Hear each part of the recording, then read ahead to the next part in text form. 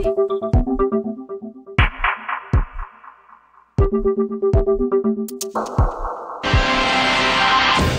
raw nakalagay sa konstitusyon na pwedeng basta na lamang ibasura o di kaya'y i-return to sender ang articles of impeachment.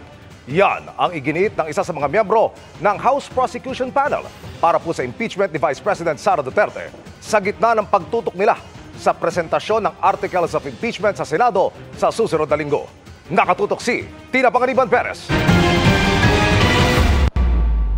Wala nang atraso ng House Prosecution Panel sa impeachment proceedings laban kay Vice President Sara Duterte.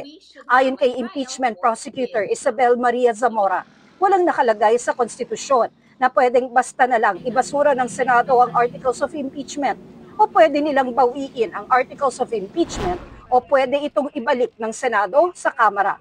Ayon kay Zamora, malinaw ang konstitusyon.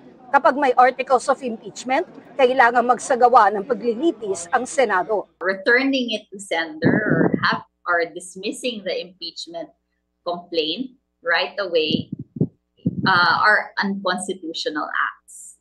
Ang nasa batas po natin, unang-unang sa Ligang Batas, pagka-transmit po natin ng article sa Senate, tuloy-tuloy na yon. So there's no option for the senators to dismiss it. There's also no option for the House to withdraw it. Ito rin ang sabi ni Assistant Majority Leader, Representative Zia Alonto Adjo. That's not possible kung i-withdraw yan natapos na po yan ng House of Representatives. We have voted on the impeachment articles of impeachment. Ano naman yung magiging message yun sa ating taong bayan? No? Na urong-sulong.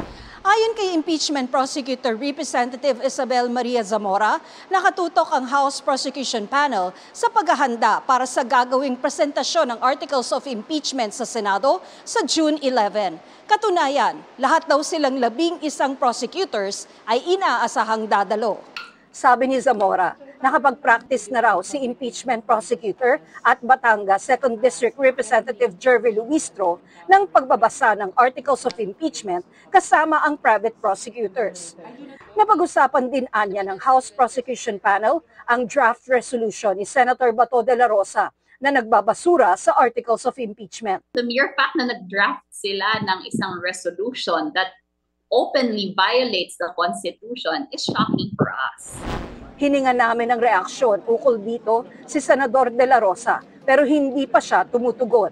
May ikinakasa ng prayer vigil ang ilang grupo para ipagdasal ang Senado na ituloy ang impeachment trial ni Vice President Duterte.